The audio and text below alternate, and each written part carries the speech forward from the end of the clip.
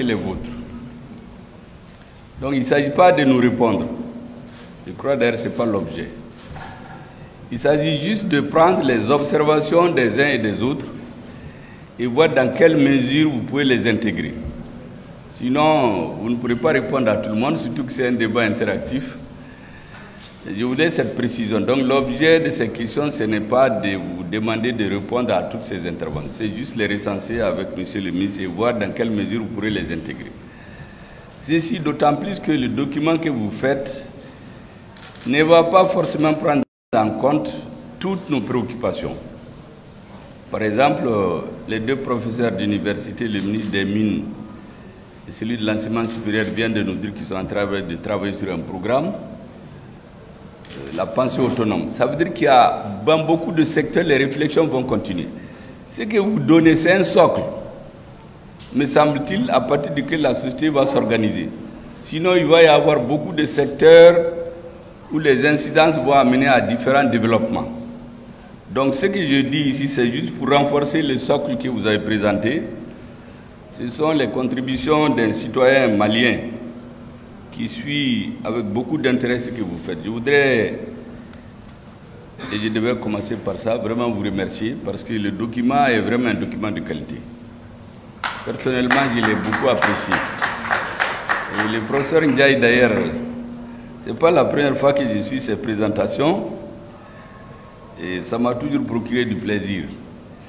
Et cette fois-ci, avec votre équipe, je crois que nous avons montré que on peut être ministre ou président ou premier ministre, mais on doit apprendre chez vous. C'est pourquoi je parle de l'élève qui parle au professeur.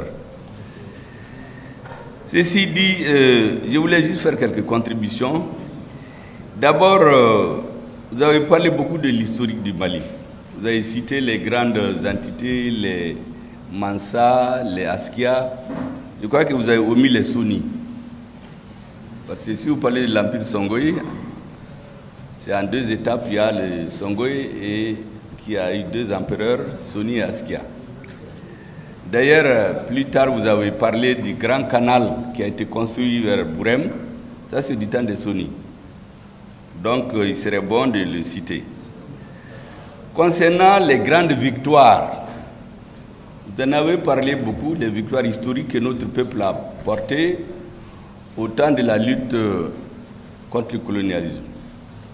Je connais certains détails parce que je suis en train de travailler sur un livre sur cette question, spécialement pour ressortir la contribution de la communauté Touareg, comme on l'appelle, dans la résistance à la pénétration coloniale. Donc, il y a certaines données que j'ai sous la main. Et la bataille dont vous avez parlé de Takubao, il y a très peu de Maliens qui en savent. Même dans les milieux Touareg, il n'y en a pas beaucoup. Peut-être vous, les grands intellectuels, et puis certains historiens. En fait, ça fait partie des grandes épopées de l'histoire du Mali, où la communauté Touareg a infligé une perte inouïe. Je crois que même les historiens français n'ont pu oublier. Mais là-bas, c'est la communauté Touareg complexe, les Noirs et les Blancs. Parce qu'il y a trop de confusion à ce niveau. C'est vraiment l'expression même, l'exemple même de ce que quand les communautés se mettent ensemble, elles peuvent résister, même si on arrive à les vaincre à cause des armes.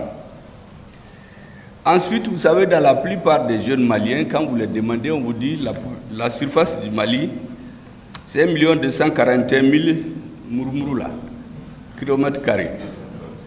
Ça, c'est maintenant. Mais avant, on nous dit c'est 1 240 000 kilomètres carrés.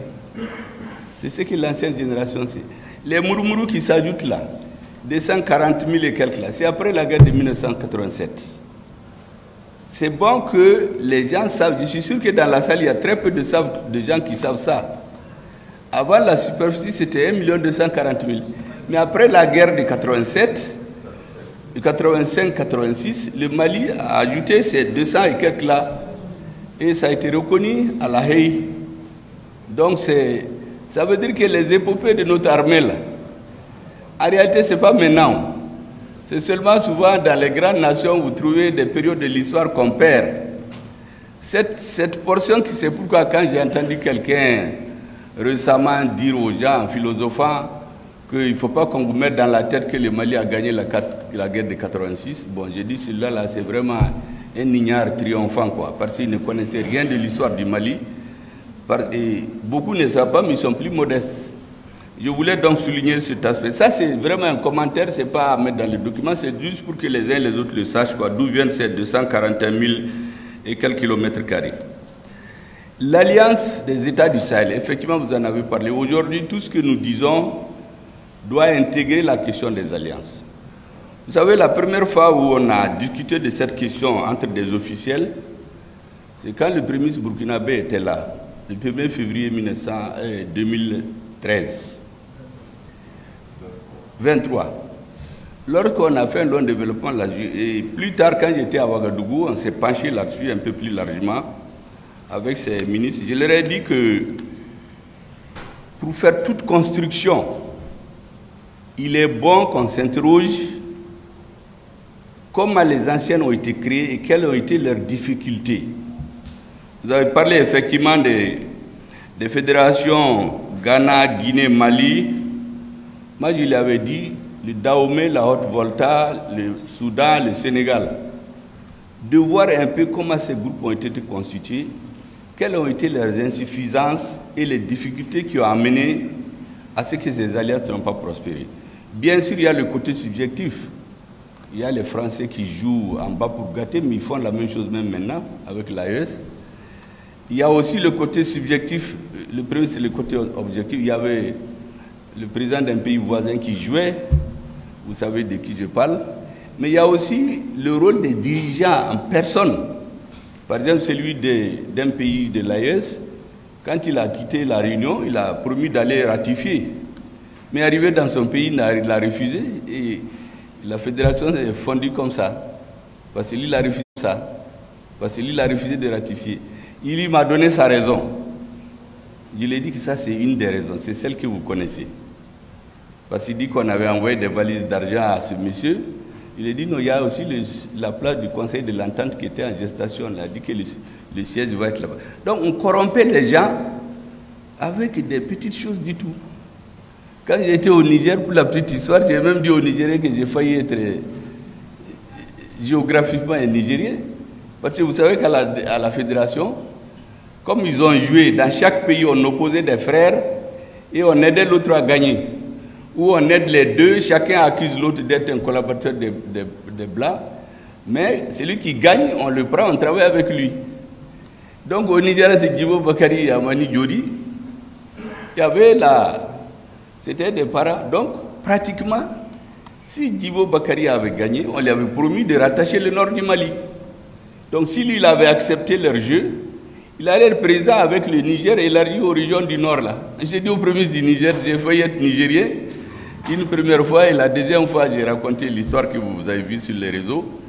Donc, c'est pour dire que, je l'ai dit que c'est important que, concernant l'AES, nous voyons les facteurs subjectifs, les actions de l'étranger, du sabotage de l'Union et les rôles individuels et subjectifs des dirigeants et des équipes qui dirigent.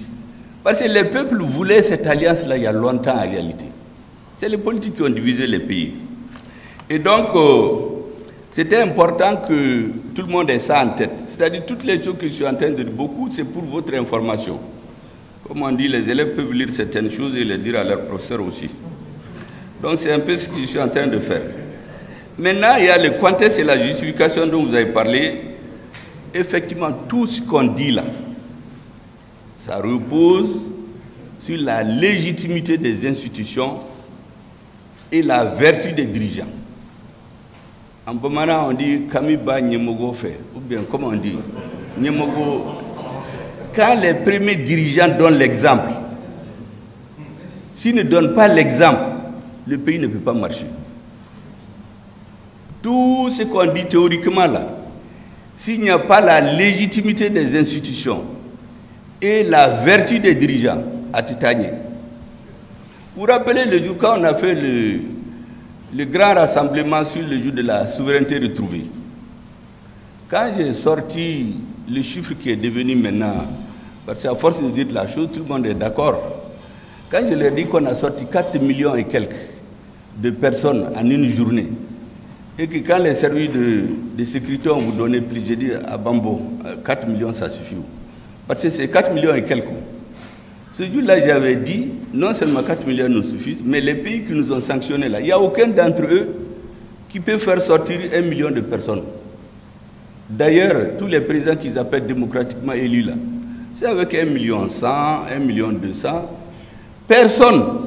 Ça veut dire que la légitimité du pouvoir de transition là, ce n'est pas dans les urnes où on met la corruption là. Les gens sont sortis montrer là avec leurs doigts.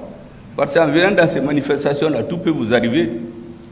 Donc la légitimité a été imposée par l'histoire. Maintenant, il y a la vertu. Ceux qui dirigent ces gouvernements-là, ils doivent donner l'exemple. Les régimes sont légitimes.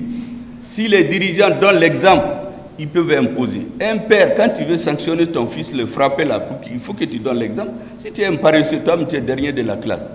Tu ne peux pas imposer à ton fils d'être le premier. Donc c'est très important ce que vous avez dit.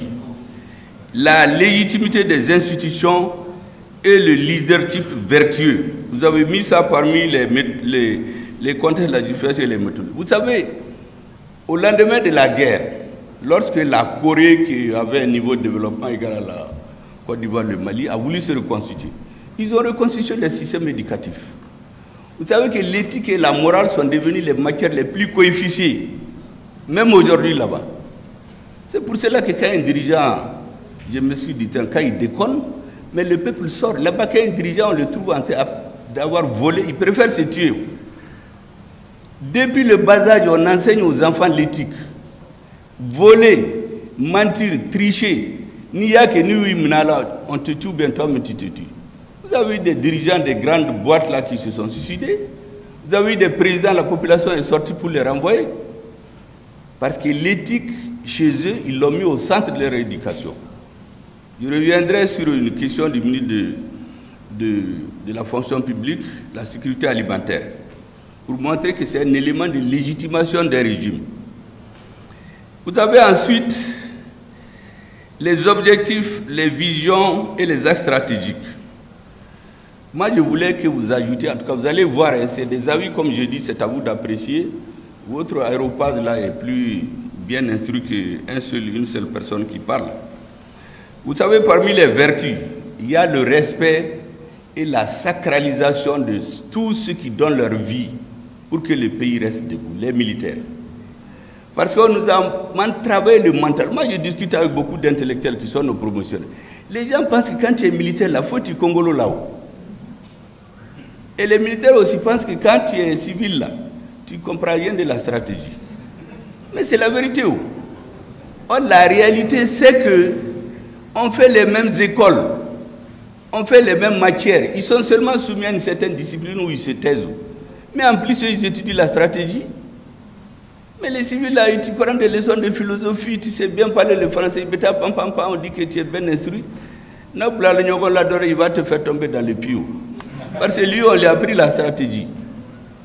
Bon, j'ai dit ça pour vous faire rire, mais en réalité, chez nous, on cultive le fait que, voyez, un militaire ne peut pas être ici, un militaire. Et on nous a mis ça dans la tête. Il y a beaucoup d'intellectuels, quand vous causez avec eux, mais certains ne comprennent même pas de quoi ils parlent. Alors que ceux qui nous ont enseigné ça, vous avez entendu dans mes meetings, chaque fois qu'ils ont eu des problèmes dans leur histoire, là, ils ont été chercher des militaires. Les Français, De Gaulle, c'était militaire. Et Churchill, c'était militaire. J'ai donné l'histoire de Churchill. En 1940, tout le peuple anglais est sorti applaudir leur premier ministre des Affaires étrangères qui a été conclure un pacte de paix avec l'Allemagne. Vous savez, quand il est revenu, tous les Anglais sont sortis pour applaudir le monsieur. Même la reine. Il y a un seul homme qui est sorti, il a dit non. Vous avez été signé un pacte de la honte pour éviter la guerre. Vous aurez et la guerre et la honte. Mais on le prenait pour un fou. Mais lorsqu'en 1941, les Allemands ont attaqué l'Angleterre, tout le monde s'est tué. La reine a allé le chercher, il dit Alakama, viens diriger le pays. C'est lui qui a dirigé le pays jusqu'à l'indépendance, jusqu'à la fin de la guerre. C'était militaire.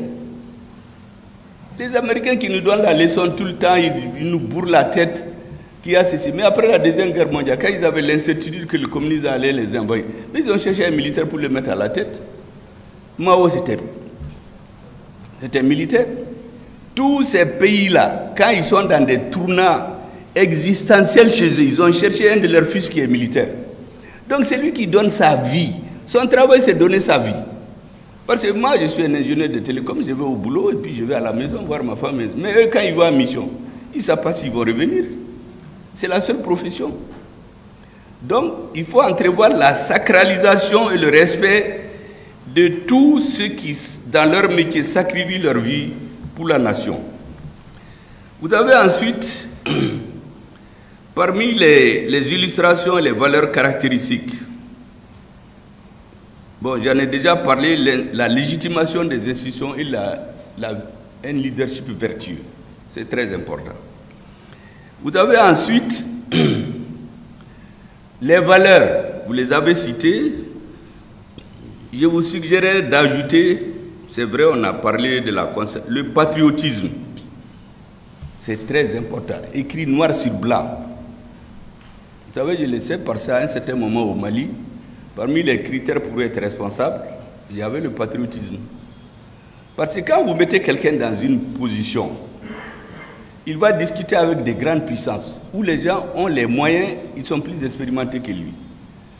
Mais vous savez, le système des Européens, on vous intimide. Ce que j'ai dit l'autre jour là, ce n'est pas la blague, je le sais.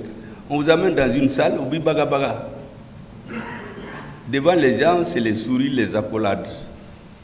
Nous, dans les négociations commerciales, vous savez, l'ambassadeur le ministre des Américains, il est venu à 80 personnes. Nous, on était 4. Le ministre, son conseiller, le PDG, la CNDT et l'ambassadeur. Oui, en bagabaga, il nous dit qu'ils ne sont pas venus pour du théâtre.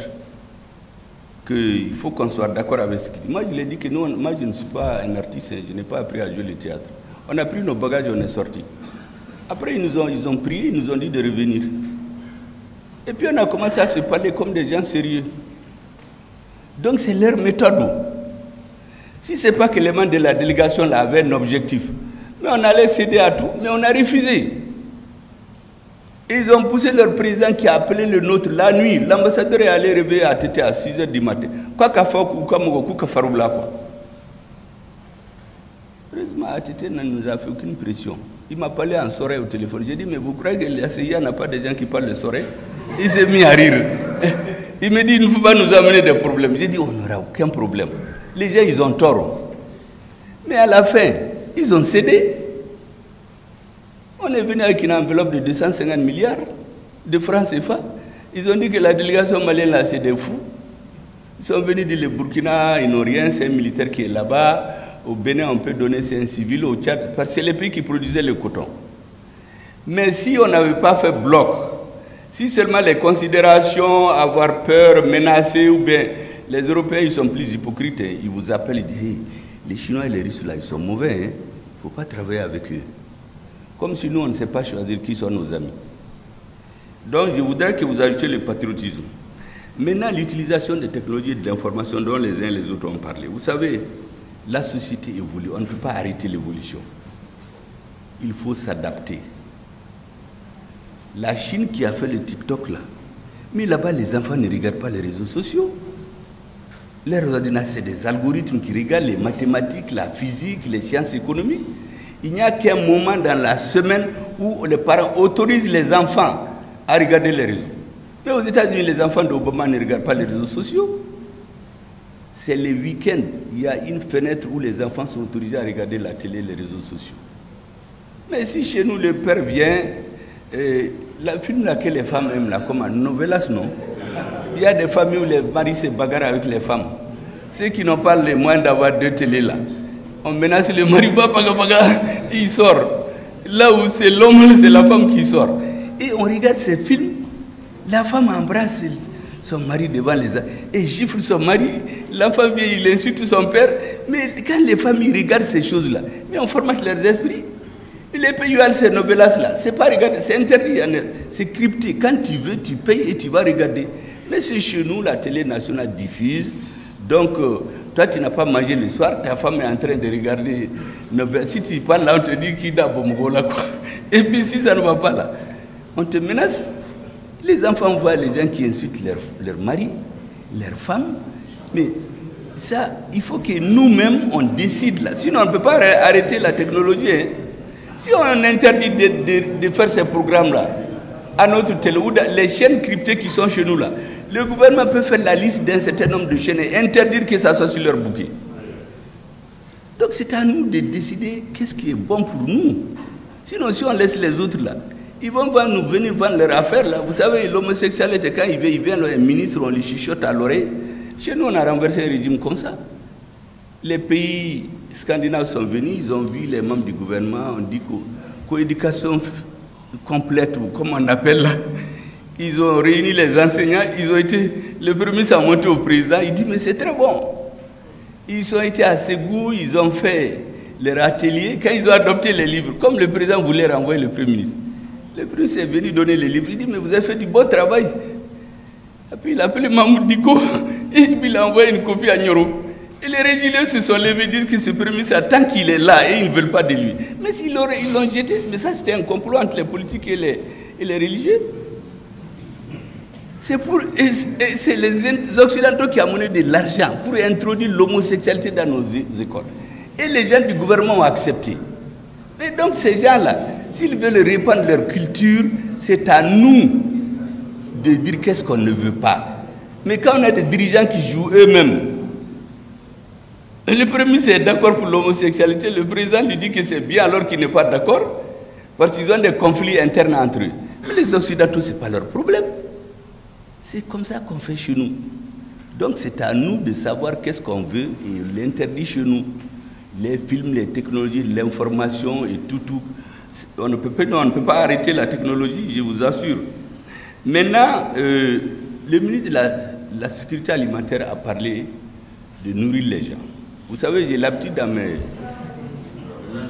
Le ministre de l'Emploi. Ah, vous ne voulez pas être de la Sécurité alimentaire? Attendez, la prochaine fois, je vais voir le président, on va changer le gouvernement. Donc, j'ai l'habitude de dire dans mes développements qu'un gouvernement, quelle que soit la façon dont il vient, coup d'État, élection, succession dynastique, que sais-je encore, il a 3 moyens de légitimation. Un gouvernement qui ne peut pas assurer la sécurité physique de ses citoyens, il ne peut pas être légitime. Quand vous êtes sécurisé physiquement, vous voulez manger. Quand vous avez peur de mourir là, vous courez tellement. Mais si vous savez qu'il n'y a plus de danger là, vous commencez à avoir faim. Un gouvernement qui ne peut pas nourrir sa population, il ne peut pas être légitime. Un gouvernement qui ne peut pas soigner sa population, il ne peut pas être légitime. Un gouvernement qui ne peut pas éduquer sa population, il ne peut pas être légitime. C'est les 4 critères de légitimation d'un pouvoir pour moi. Sécurité, alimentation, médecine, soins, éducation. Quand vous assurez ces 4-là, vous n'avez pas besoin de vous mêler de trop de choses. Vous savez, l'ambassadeur du Corée est venu chez moi un jour, comme on a créé le complexe des régimes démocratiques là, il est venu, il a tourné pour me dire chez eux, j'ai dit ambassadeur, moi je connais votre histoire là. C'est lui qui a développé votre pays là, vous l'appelez dictateur, il s'appelait Tchondo Kwan.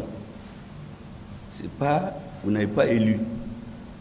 Quand ils sont sortis de la guerre, ils ont regardé comme nous aujourd'hui les problèmes qui sont posés à leur nation.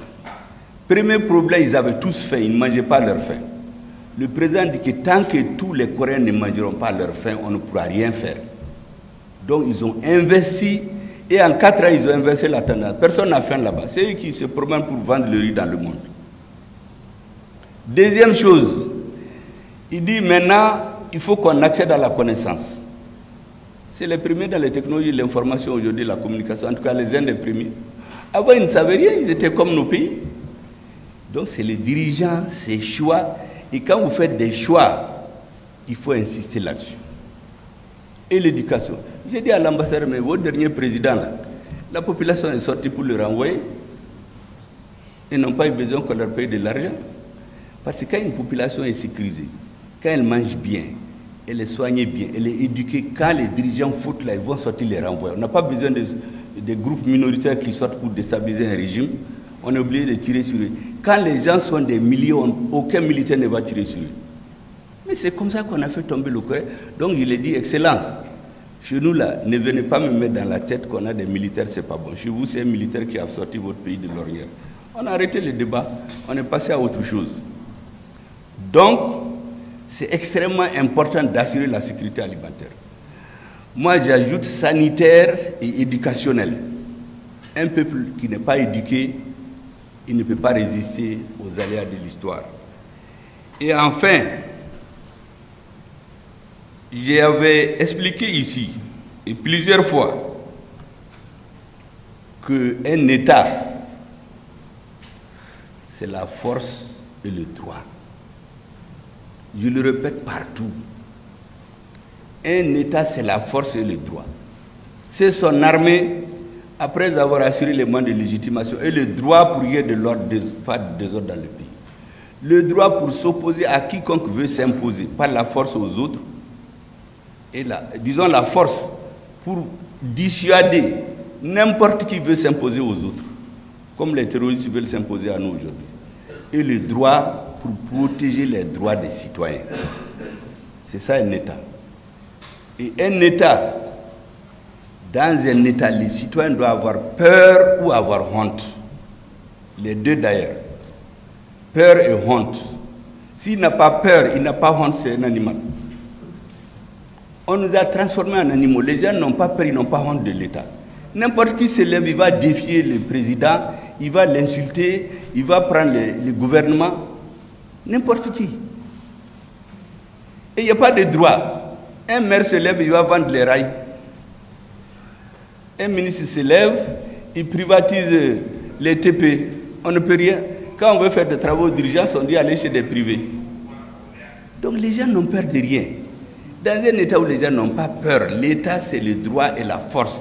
Il faut que les gens aient peur de l'État à cause de sa force et du fait que la justice peut passer pour eux. Je ne parle pas d'une justice qu'on manipule. Je ne parle pas non plus des militaires qui défilent dans ces pays-là où on dénigre nos militaires. Ce n'est pas eux. Je parle de ceux qui font correctement le travail. Quand il n'y a pas ça, il n'y a pas d'État. Et enfin, maintenant, je finis par l'histoire de l'UNESCO. Vous savez, au Mali, le ministre, un des professeurs a parlé de l'UNESCO.